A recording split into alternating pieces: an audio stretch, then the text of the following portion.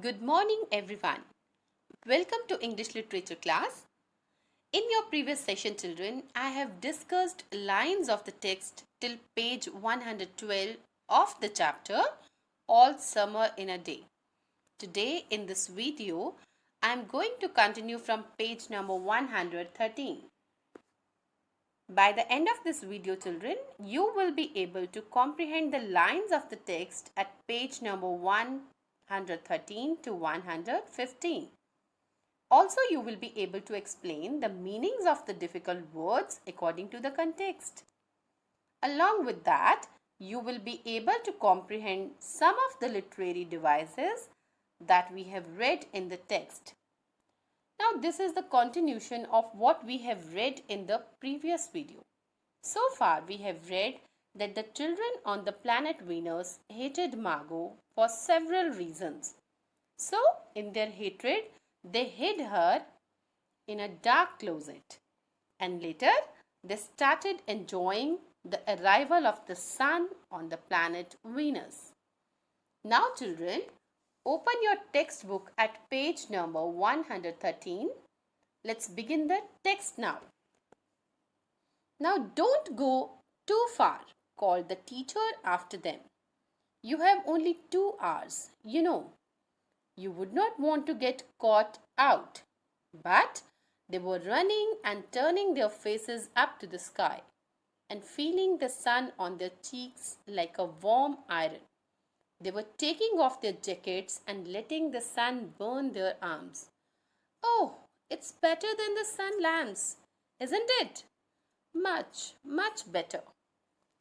So, as the sun appeared after 7 years and the children on the planet Venus got a chance to see the sun and bask in its lights for the first time, so they were excited and were enjoying in the lights of the sun.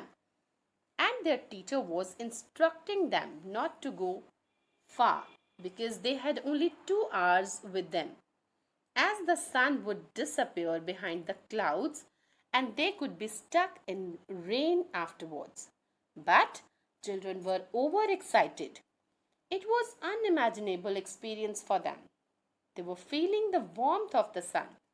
They were moving here and there, turning their faces to the sky, and were feeling the sun on their cheeks like a hot iron. The author has used a simile to describe the warmth of the sun on their cheeks. They even took off their heavy jackets and allowed the sun to touch their bodies. Earlier, they were getting this warmth from the digital sun lamps, and when they compared this artificial warmth with the sun, they found it 1,000 times better than the digital sun lamps. So students, why were the children having fun in the jungle? The children were having fun in the jungle because they were enjoying the real warmth of the sun. They stopped running and stood in the great jungle that covered Venus, that grew and never stopped growing tumultuously. Ever as you watched it, it was a nest of octopi clustering up great arms of flesh like wheat, wavering, flowering in this brief spring.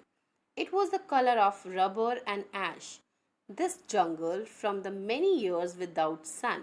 It was the color of stones and white cheeses and ink, and it was the color of the moon. Children, note down the meaning on your books. Tumultuously, at a huge scale. Octopi, plural of octopus. Wavering, moving back and forth. So students, suddenly children stopped running and stood in the great jungle that covered the planet Venus. It kept on growing and growing at a huge scale. It did not stop growing even as the children watched it.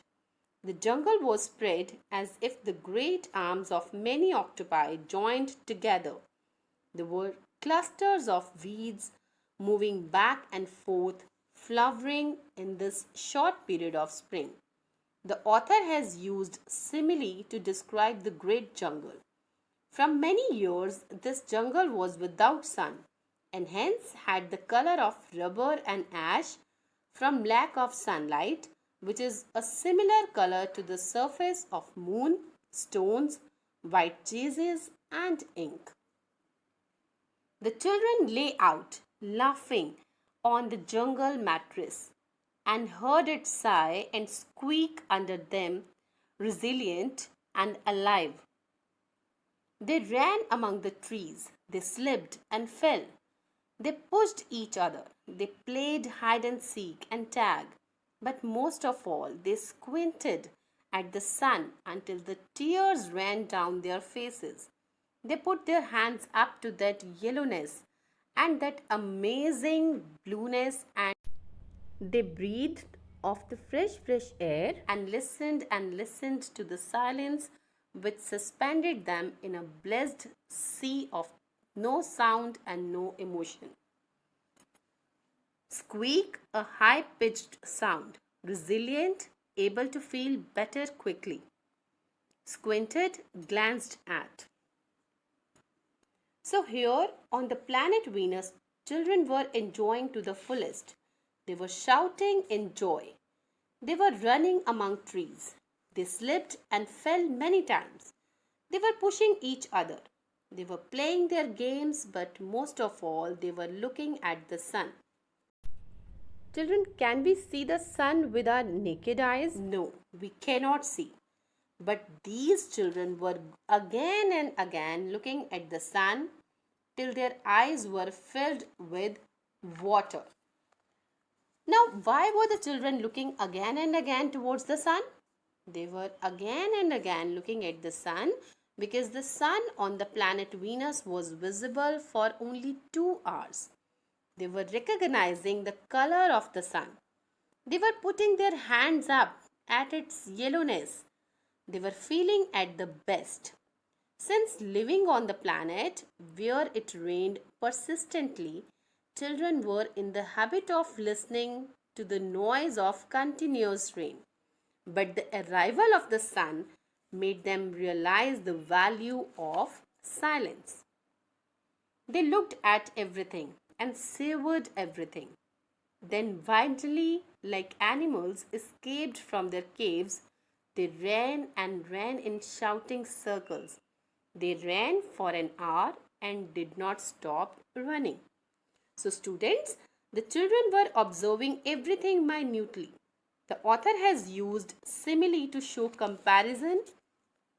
He had compared the children on the planet Venus to the wild animals, which were freed from caves, to the children on the planet Venus, who were out of their tunnel and were shouting and running in circles in delight.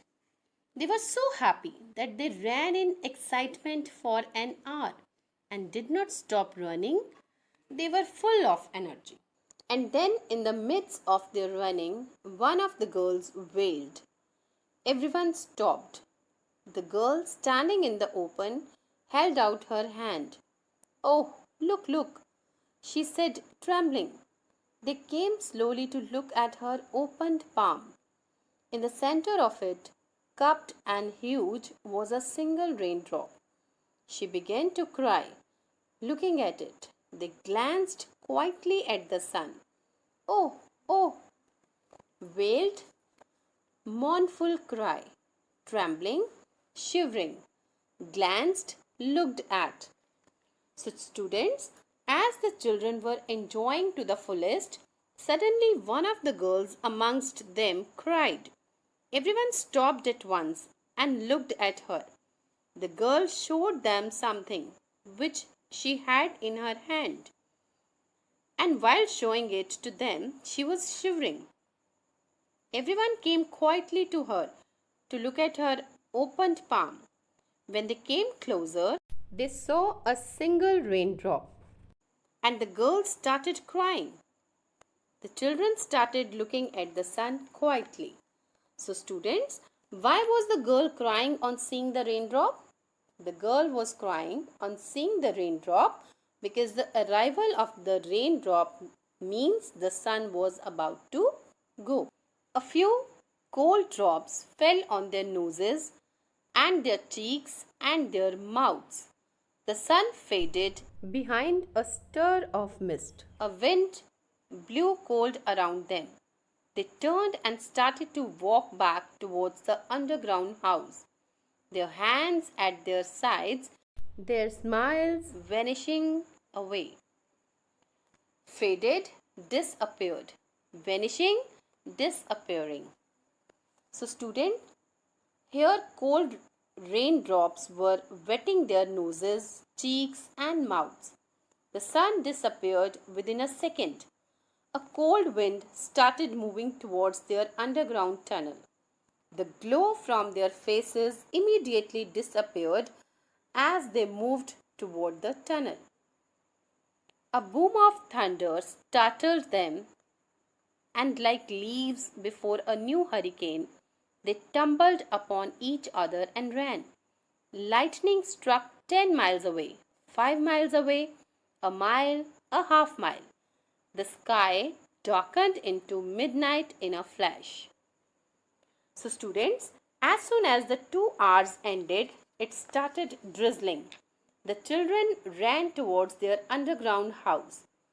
As they were moving towards their underground house, the smile from their faces vanished away, and they held their hands at their sides. They were taken aback by the lightning from the clouds. The author has used auditory imagery to describe the lightning from the clouds. Students, when they were moving towards the underground tunnel, they walked clumsily as if they were falling on each other, like leaves rustle before a new hurricane. Here the author has used simile. He has compared students tumbling upon each other to leaves before a new hurricane. They stood in the doorway of the underground for a moment until it was raining hard.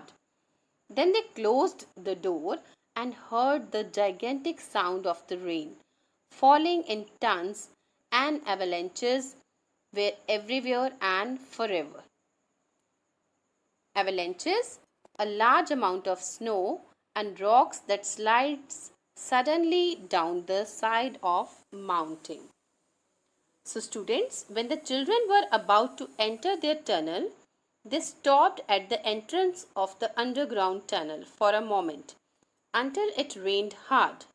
With a heavy heart, they closed the door and heard not only the terrible sound of rain falling heavily everywhere, but also of avalanches everywhere. Now there was same situation as there was before the sunrise. The author has used hyperbole to describe the gigantic sound of rain here. Will it be 7 more years? Yes, 7. Then one of them gave a little cry. Margot. What? She is still in the closet where we locked her. Margot. Now being dejected with the arrival of the rain, one of the children asked the teacher if the sun would appear after 7 years. And to his utter dismay, the teacher replied, yes, the sun would appear after 7 years.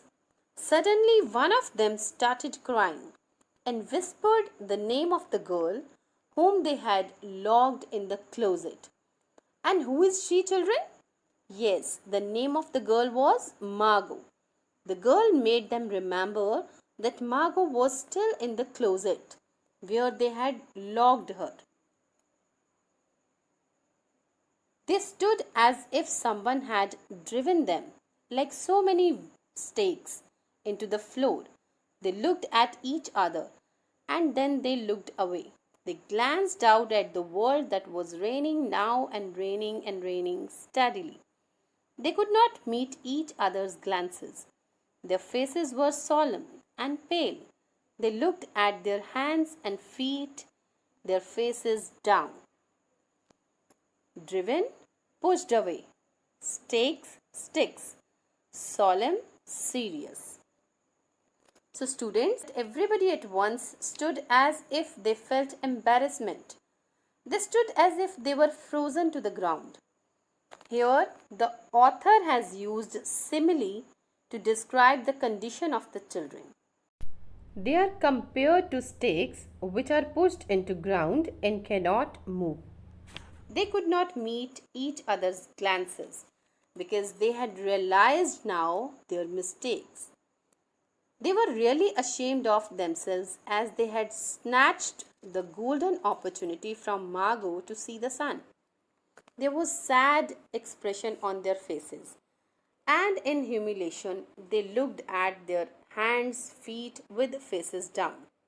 So, students, earlier the children never believed in Margot's knowledge about the sun before experiencing the sun themselves, but they did not know how special the 2 hours of sunlight would be. But after experiencing the warmth of the sun, they realized that Margot was right. So when the sun finally emerged, they felt guilty of what they had done to Margot. Margot, one of the girls said. Well, no one moved. Go on, whispered the girl. Whispered, spoke softly. So one of the girls again whispered Margot's name and told the children to move towards closet to bring her out of the closet. They walked slowly down the hall in the sound of cold rain. They turned through the doorway to the room in the sound of the storm and thunder, lightning on their faces, blue and terrible. They walked over to the closet door, slowly, and stood by it. Behind the closet door was only silence. They unlocked the door even more slowly and let Margot out. Terrible, very unpleasant.